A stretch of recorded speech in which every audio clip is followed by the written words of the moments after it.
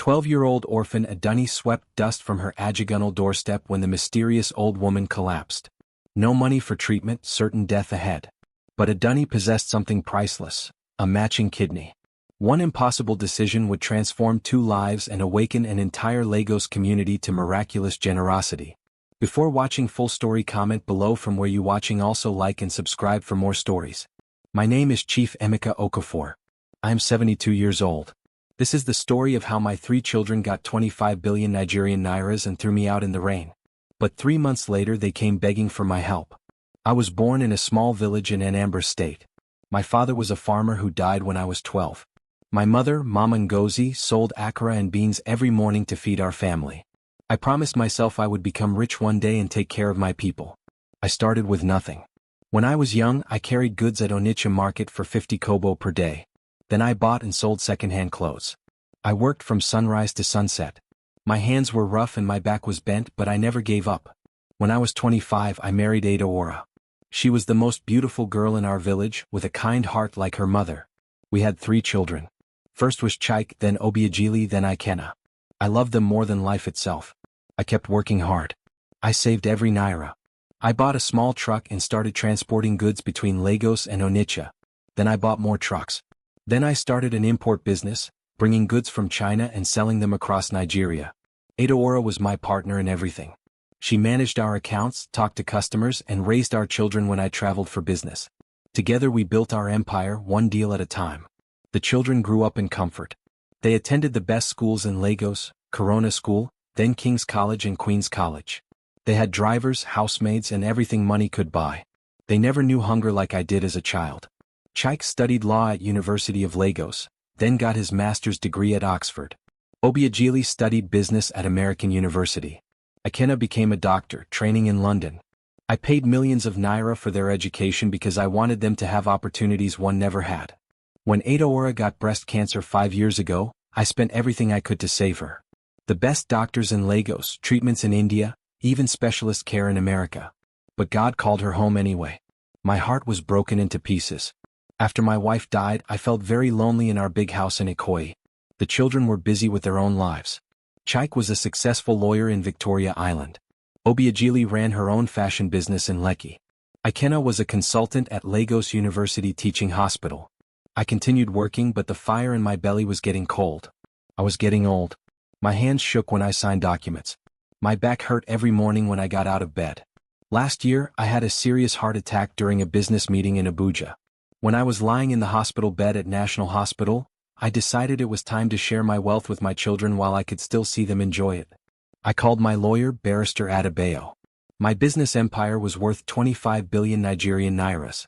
Import companies, transport fleet, real estate in Lagos and Abuja, investments in banks and oil companies. Chief Okafor, Barrister Adebayo said, "Are you sure you want to give everything away now? You should keep money for yourself."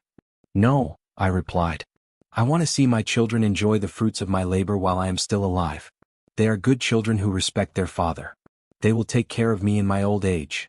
I divided my wealth equally among my 3 children. Chike got 8.3 billion Nigerian nairas. Obiageli got 8.3 billion Nigerian nairas. Ikenna got 8.4 billion Nigerian nairas. I kept only my house in Ikoyi and 20 million Nigerian nairas for my basic needs. I called them all for a family meeting at our ancestral compound in the village. It was during the New Yam festival, when all the children come home to honor their elders. I prepared a big feast with goat meat, jollof rice, and palm wine. All 3 came with their families.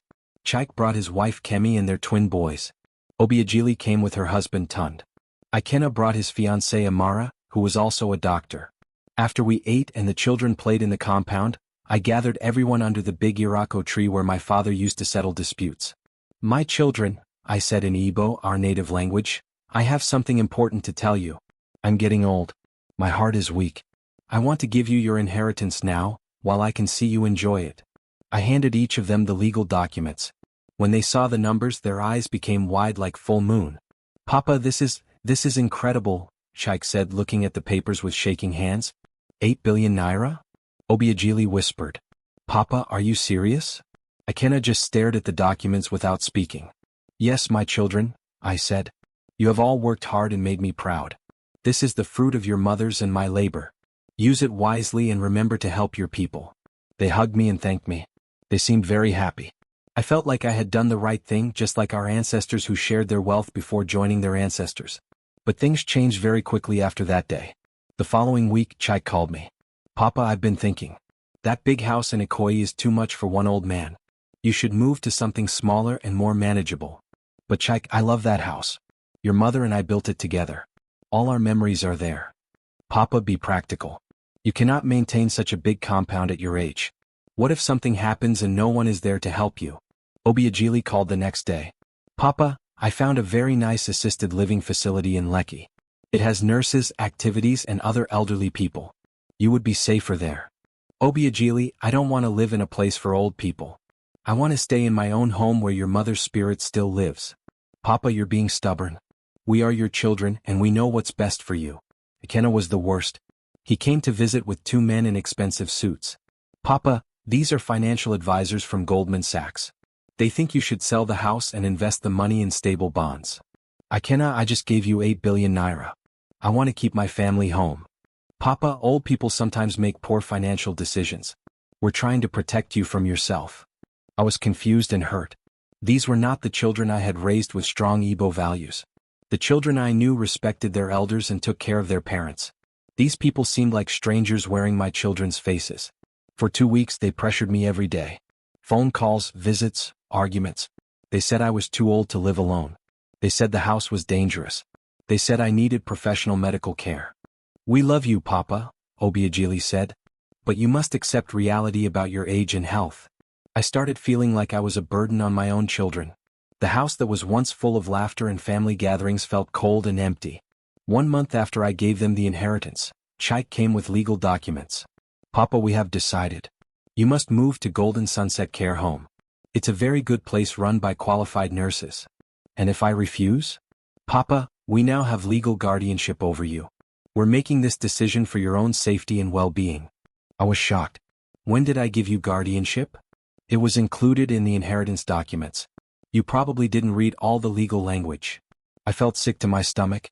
My own children had deceived me. What will happen to my house? We're selling it. The money will pay for your care at Golden Sunset. That night I sat in Adora's favorite chair and wept. I looked at her photograph on the side table. Adora, my wife, I whispered, what have I done? What happened to the children we raised with love and traditional values? 3 days later a moving truck came to my house. My children packed my belongings, only clothes and a few personal items. Everything else would be sold with the house. Papa, you'll be happy at Golden Sunset, Obiageli said as she folded my traditional Agbada robes. They have recreational activities and other people your age. I wanted to fight them but I felt so tired. So defeated. So betrayed by the very children I had sacrificed everything for. The rain was falling heavily when they drove me to Golden Sunset Care Home in Surulere. It was a gray building with small windows and high walls.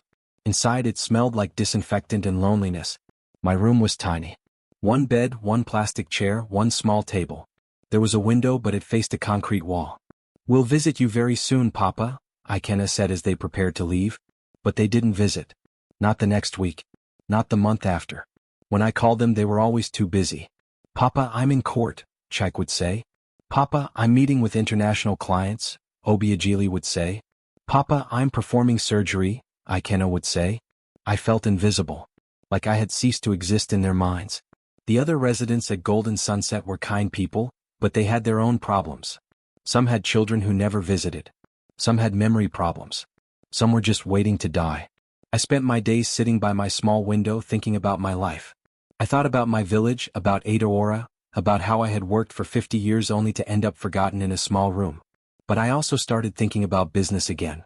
Old habits never die. I noticed that Golden Sunset was very poorly managed. The food was terrible. The building was falling apart. The staff was overworked and underpaid.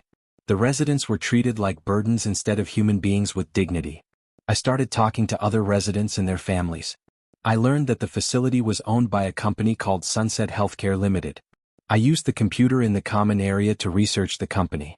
Sunset Healthcare Limited was in serious financial trouble. They owned 30 elderly care facilities across Lagos and Abuja, but they were losing money every month. Poor management, many complaints, lawsuits from angry families. I had an idea that reminded me of my younger days.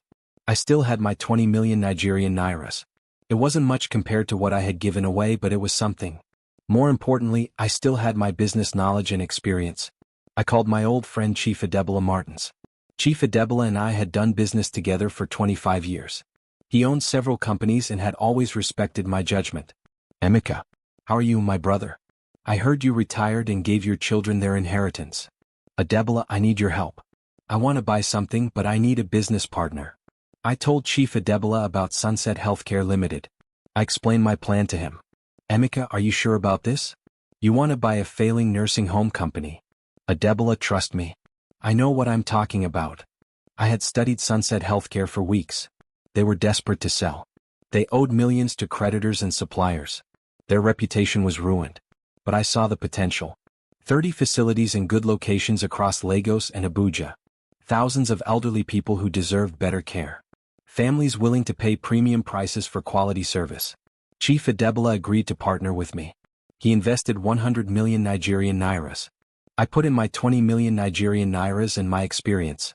Together, we offered to buy Sunset Healthcare Limited for 150 million Nigerian nairas, a fraction of its real value. The owners accepted immediately. They were happy to escape their financial nightmare. I moved quickly. I knew the elderly care business from the inside now. I understood what residents needed and what their families wanted. First, I improved the food. Better meals with Nigerian dishes like pepper soup, pounded yam and fresh fish. I hired proper cooks who understood how to prepare food for elderly people. Second, I hired better staff and trained them properly. I taught them to treat residents with respect and dignity, like their own parents and grandparents. Third, I renovated the buildings. Fresh paint, comfortable furniture, better lighting, and proper ventilation. Fourth, I added services that families valued. Physical therapy, cultural activities, transportation for medical appointments, and regular family visits encouraged. The residents became happier. Their families were satisfied. Word spread quickly through Lagos society. Within 2 months, all 30 facilities had waiting lists. Wealthy families were willing to pay high prices for quality elderly care that respected African values and traditions. Within 3 months, Sunset Healthcare Limited was profitable for the first time in years. The business newspapers noticed our success. The Guardian wrote a feature story, "Former Import King Revolutionizes Elderly Care." Business Day magazine called me the senior care mogul. International investors started calling. Everyone wanted to buy our company or invest in our expansion plans. That's when my children discovered what I had accomplished. Chike called first. Papa? I saw the newspaper article about you. Is this really true? Yes, Chike. It's true. But you're supposed to be retired. You're supposed to be resting at Golden Sunset. Chike, I was dying slowly at Golden Sunset. So I decided to buy the company instead. Obiageli called within an hour. Papa, people at my business club are asking about you. They say you own nursing homes now. Actually, Obiageli, I own 30 nursing homes across Lagos and Abuja. But how is this possible? You only had 20 million naira. Obiageli, money is just a tool. Experience and wisdom are worth more than cash. Akena called that evening. Papa, my colleagues at the hospital are talking about your healthcare company. They want to partner with you. How did you do this? Akena, I spent 3 months learning the business from inside. I saw problems and found solutions. Suddenly, all 3 children wanted to visit me. They came the following Sunday, all together like in the old days. But everything was different now. They found me in my new office at Golden Sunset headquarters. I had converted the entire top floor into my business center. I was wearing my best Igbata and reviewing expansion plans with Chief Adebola. Papa, Chike said carefully, you look different. I feel alive again, Chike. Obiageli sat down across from my mahogany desk. Papa, we need to talk seriously. About what, Obiageli? About us. About our family. About what we did to you. Akena nodded gravely. Papa, we made terrible mistakes. I leaned back in my leather chair. What kind of mistakes? Chike spoke first. When you gave us the inheritance, we thought you were giving up completely. We thought you wanted to stop working and just rest. Did I tell you that? No, Obiageli admitted. We assumed it without asking you. We were also afraid, Akena said quietly. Afraid that you might change your mind about the money. So you decided to control me and take away my freedom? We thought we were protecting our inheritance and also protecting you, Shaik said, looking ashamed. But mostly protecting the money, I said directly. They sat in uncomfortable silence. Do you know what hurt me the most? I asked them. They waited for my answer. The worst thing was feeling like I had no value as a human being anymore. Like I was just an old man in the way. Like everything I had learned in 50 years of business was worthless garbage. Papa, we never meant to, Obiageli started to say. I raised my hand to stop her. Let me finish. I gave you 25 billion naira because I wanted to share my success with the children I love most. Instead, you used my generosity to throw me away like rubbish. Akena was crying now. Papa, we are so sorry. Please forgive us. Are you sorry because you hurt your father? Or are you sorry because I am successful again and you want to benefit? Chaik looked up sharply. What do you mean, Papa? I mean, would you be sitting here if I was still just a lonely old man in a nursing home? Or are you here because the newspapers are calling me a business genius again? They could not answer my question. I have been thinking about this for many days, I continued. About why you treated me with such disrespect. And I realized something important. I failed as your father. Papa, no, Obiageli protested. Yes, I did. I gave you everything you wanted, but I never taught you the most important lessons. I never taught you gratitude. I never taught you that money is not more important than people. I never taught you that children must take care of their parents, just as parents take care of their children. I stood up and walked to the window overlooking Lagos. I worked so hard to give you opportunities one never had. Western education, international exposure, connections with important people. But I forgot to give you the traditional African values that made me strong. The values that teach respect for elders and responsibility to family. I turned back to face them. You received 25 billion naira, and the first thing you did was abandon the man who earned it for you. That tells me everything about who you have become. Chaik stood up. Papa, please give us a chance to make this right. How? Obiageli joined him. We want to help you with your business. We want to be part of what you're building. Why should I trust you? Akena stood up as well. Because we love you, Papa. Because we realize what we lost when we pushed you away. What did you lose? We lost our father, Shaik said. We lost the man who taught us everything we know about life and business. And? Obiageli was crying now. And we lost our souls. We became greedy, selfish people who put money before family. We forgot the Igbo values you and Mama taught us. I studied their faces carefully. Were they truly sorry? Or did they just want to benefit from my new success? Here's what will happen, I said finally. I am expanding Sunset Healthcare. We are going to build the best elderly care company in West Africa. We will employ thousands of people. We will take care of tens of thousands of elderly Africans with dignity and respect. They listened carefully. If you want to be part of it, you can be. But not as my children asking for special treatment. As employees who must earn their positions. What do you mean? Chaik asked. I mean you start from the bottom. Chaik, you can work as our junior legal advisor, but at entry-level salary. Obiageli, you can help with operations but as an assistant manager. Ikena, you can help with medical programs, but as a staff physician. Papa, we have our own successful businesses, Obiageli started. Then keep them, I said. This is my offer. Take it or leave it. They looked at each other uncertainly. What about our inheritance? Ikena asked quietly. What about it? Do we still have the money you gave us? I smiled. The money I gave you belongs to you. I will not take it back. But you will not receive another kobo from me unless you earn it. And if we work for you? If we prove ourselves? Chaik asked. Then maybe, someday you will inherit something much more valuable than money. You will inherit a business built on caring for people. You will inherit the knowledge of how to create value instead of just consuming it. You will inherit the satisfaction of serving your community. I sat back down at my desk. But most importantly, you will inherit back the father you threw away in the rain 3 months ago. Chaik was the first to respond. I will take the job, Papa. So will I, said Obiageli.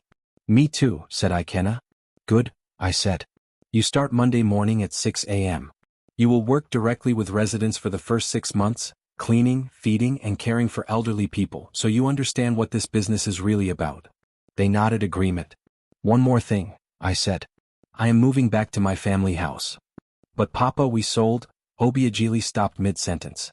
I bought it back yesterday. For 3 times what you sold it for. They stared at me in amazement. Chief Adebola was the buyer. He has been holding it for me, waiting for the right moment. Chaik shook his head in wonder. You planned all of this? Not exactly. But I never stopped thinking like a businessman. Even when I was sitting in that small room, feeling sorry for myself. I stood up again. My children, money can buy many things. Houses in Lekki, cars from Germany, clothes from Europe. It can buy comfort and security. But it cannot buy back trust once it is broken. Cannot buy back love once it is damaged. It cannot buy back respect once it is lost. I looked at each of them seriously.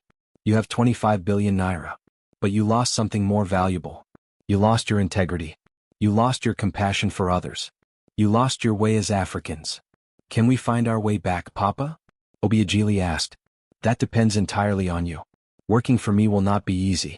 I will expect more from you than any other boss because you are my children. I will pay you less than you are worth because you need to learn the value of earning success. And I will never let you forget how it felt to throw your father out in the rain.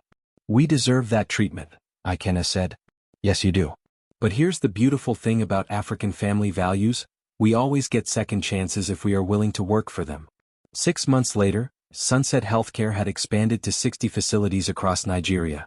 We were featured on the cover of African Business magazine, The Okafor Family, Revolutionizing Elder Care in West Africa. Chike had become our chief legal officer after proving himself by personally caring for residents, learning patience and humility by helping elderly people with their daily needs. Obiageli was now our VP of operations after starting as a cleaning assistant.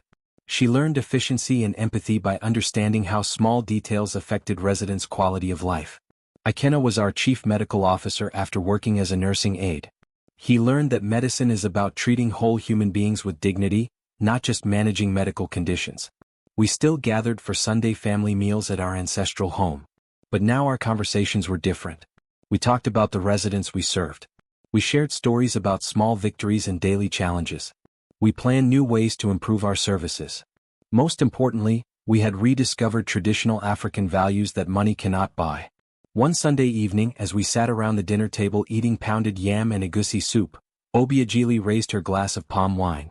Papa, I want to make a toast. To what, my daughter? To the man who taught us that losing everything was the only way to find what really matters in life. Chike raised his glass. To the father who didn't abandon us even when we abandoned him. Ikenna raised his glass. To the teacher who showed us that success is not about what you accumulate, but about what you contribute to your people. I raised my glass of palm wine. To your mother Adaora, who would be proud that her children finally learned the difference between being rich and being wealthy. What is the difference, Papa? Obiageli asked. I looked around the table at their faces, older now, wiser, marked by the humility that comes from real work and real service to others. Rich is having 25 billion naira and throwing your father out in the rain. Wealthy is having your father's love and knowing it is worth more than all the money in the world. We drank our toast in respectful silence. Outside it started raining again. But this time I was warm and protected, surrounded by my family in the house where love and traditional values lived. The lesson was complete. Money had taught them what money could never buy. And in trying to lose their father, they had found themselves and their true African heritage.